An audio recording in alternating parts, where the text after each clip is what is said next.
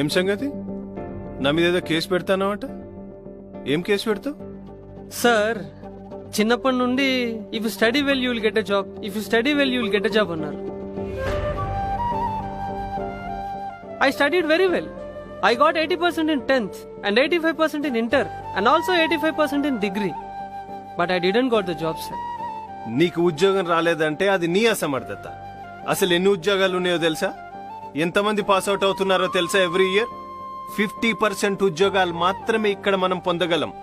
100కి 50% jobs మాత్రమే ఉన్నాయని మీకు తెలుసు కదా. మరలాంటప్పుడు ఎందుకు సార్ చిన్నప్పటి నుండి if you study well you will get a job, if you study well you will get a job అని చెప్తారు? అరే if you study well you can create job అని ఎందుకు చెప్పారు సార్?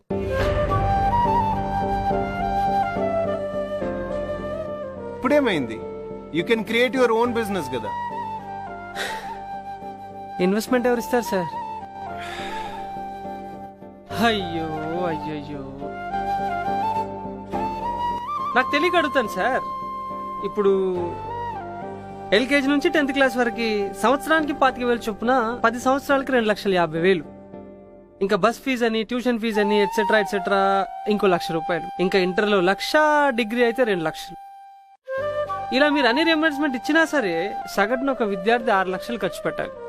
ఈ 6 లక్షలు ఏదో బ్యాంకులో డిపాజిట్ చేస్తే 16 సంవత్సరాలకి 7.5 లక్షలు వస్తుంది. అదే ఇంకా టర్మ్ ఇన్సూరెన్స్ అని, లైఫ్ ఇన్సూరెన్స్ అని, మ్యూచువల్ ఫండ్స్ అని, ఫిక్స్డ్ డిపాజిట్స్ అని ఏది చేసినా సరే ఓ 16 సంవత్సరాలకి ఓ 11 నుంచి ఓ 13 లక్షలు వస్తుంది సార్.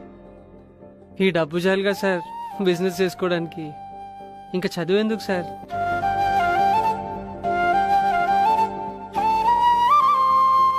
ఇది నా లాజిక్ కాదు సార్. బిజినెస్ చేస్తాను నాన్న, డబ్బు కావాలి అంటే మా నాన్న చెప్పిన క్యాలిక్యులేషన్స్.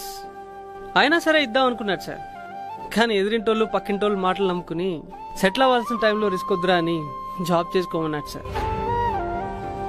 మేము చదివిన చదువులు మాకు రాక, ఏం చేయాలో తెలియక 80లు 90% ఎందుకు వచ్చాయరా అని బుర్రలు బద్దలు కొట్టుకుని ఆలోచిస్తా ఉంటే ఒక పక్క ప్రేమించిన అమ్మాయి మా ఇంట్లో పెళ్లి సంబంధాలు చూస్తున్నారు, వచ్చి మాట్లాడతావా ఆర్ఎల్స్ చేసుకుని వెళ్ళిపోమంటావా అని. సార్ మీ అమ్మాయిని ప్రేమించాను, నేను ఒక బేవర్స్ ని ఇచ్చి పెళ్లి చేయమనంటే ఎవరు మాత్రం ఒప్పుకుంటారు సార్?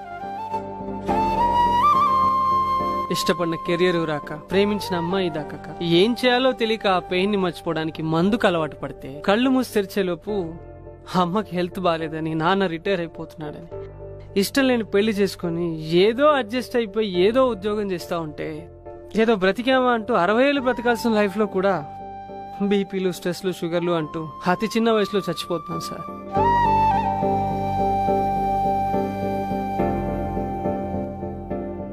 ఇవన్నీ మారాలంటే మీరే ఇనిషియేట్ తీసుకోవాలి సార్.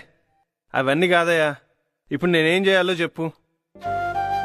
సార్ మన లైఫ్ లో అవసరమైనా కాకపోయినా మ్యాథ్స్ థియరీ, లైట్ థియరీని అన్నిటి గురించి టీచ్ చేస్తారు కదా. మనిషిగా పుట్టిన ప్రతి ఒక్కడికి కావాల్సిన సబ్జెక్ట్ ఫైనాన్షియల్ మేనేజ్మెంట్ ఎందుకు సార్ టీచ్ చేయరు? చిన్నప్పటి నుంచి డబ్బంటే ఏంటి, డబ్బుని ఎలా సేవ్ చేయాలి, ఎన్ని రకాలుగా సేవ్ చేయాలి అని ప్రతి ఎడ్యుకేషన్ సిస్టంలో టీచ్ చేసి ఉంటే ఏదో ఒక రోజు ఆ డబ్బు మీద భయం, బాధ్యత పెరిగి ఉండేది సార్. అయినా సార్ జాబ్ వచ్చాక టీడీఎస్, పిఎఫ్ అని కట్ చేసి డబుల్ ఇంట్రెస్ట్ చేసి మరీ బెనిఫిట్ ఇస్తారు కదా సార్. అదే ఒక మనిషి పుట్టగానే వాడికంటూ ఒక అకౌంట్ క్రియేట్ చేసి సమ్ డిపాజిట్ చేస్తే వాడి చదువు అయిపోయే లోపల అదే ఒక ఇన్వెస్ట్మెంట్ లా మారుతుంది కదా సార్. అంటే ఇప్పుడు నువ్వు చెప్పినవన్నీ చేస్తే ఎంప్లాయ్మెంట్ సమస్య తీరిపోతుందా? అవ్వకపోవచ్చు సార్. ఎందుకంటే మనిషిగా పుట్టిన ప్రతి ఒక్కడికి స్వతహాగా ఒక స్కిల్ ఉంటుంది. దాన్ని గుర్తించి డెవలప్మెంట్ చేసిన రోజునే there is a chance. And by the way, governments are already doing that program, skill development program. Skill development program ఉందని నువ్వే చెప్తున్నావు. ఒక ఇన్వెస్ట్మెంట్ లేకపోతేనే అచీవ్మెంట్స్ ఆగిపోతాయా? మరి అవేవి లేకుండా సాధించే వాళ్ళని ఏమనాలి? Nothing is impossible sir. కానీ మన థాట్ నలుగురు నమ్మేలోపే, చెప్పాను కదా అమ్మకి హెల్త్ బాగాలేదని, నాన్నకి అది బాగాలేదు అని, అక్కడే 199 మంది స్కిప్ అయిపోతారు సార్. ఆ మిగిలిన 1% అచీవర్స్. అదే ఫైనాన్షియల్ స్ట్రెంత్ ఉంటే అందరూ అచీవర్సేగా సార్. ఎడ్యుకేషన్ గవర్నమెంటే ఇచ్చి, స్కిల్ డెవలప్మెంట్ గవర్నమెంటే నేర్పించి, చివరికి ఇన్వెస్ట్మెంట్ కూడా గవర్నమెంటే ఇస్తే యువతను అసమర్థులను చేసినట్టు కాదా? సార్ నేను గవర్నమెంట్ ఇన్వెస్ట్ చేయమని చెప్పలేదు సార్.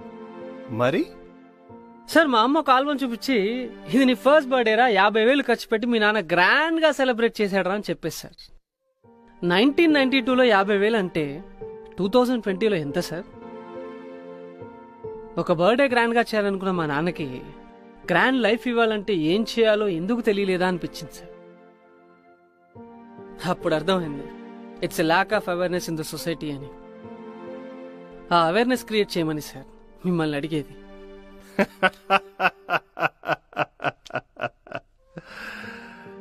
రిజల్ట్ తొందరగా వస్తే జనాలు దేవుడు అంటారు, అదే లేట్ అవుతే స్కామ్ అంటారు. మంచి చేయడానికి ఆ నింద కూడా మేమే మోయాలా? నమ్మితే జనాలు రాయని కూడా దేవుడనే మొక్కుతారు సార్. వాళ్ళు నమ్మాలంతే. ఆ నమ్మకం ఒక రోజులో రాదు, వస్తే పోదు సార్. ఆలోచించండి సార్. మంచి చేయడానికి ఆ నింద కూడా మేమే మోయాలా? నమ్మితే జనాలు రాయని కూడా దేవుడనే మొక్కుతారు సార్. వాళ్ళు నమ్మాలంతే.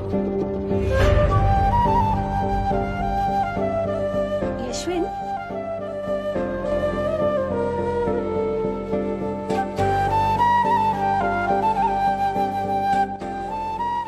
నీ పెయిన్ ఏంటో నాకు అర్థమైంది Yashwin. Definitely I will do it, trust me. Thank you sir. Yashwin, హ్మ్? ఇంతకీ నా మీద కేసు ఎందుకు వేయాలనుకున్నావో చెప్పలేదు. I'm sorry sir. యాక్చువల్లీ ఇలాంటి ఇన్ఫర్మేషన్ మీకు చెప్పాలి అంటే మీ టైం అండ్ అటెన్షన్ రెండూ కావాలి. అందుకే మీ లాయర్ దగ్గరే మీ మీదే కేసేస్తే ఇలా మీ అపాయింట్మెంట్ దొరుకుతుంది అనిపించింది. క్షమించండి సార్.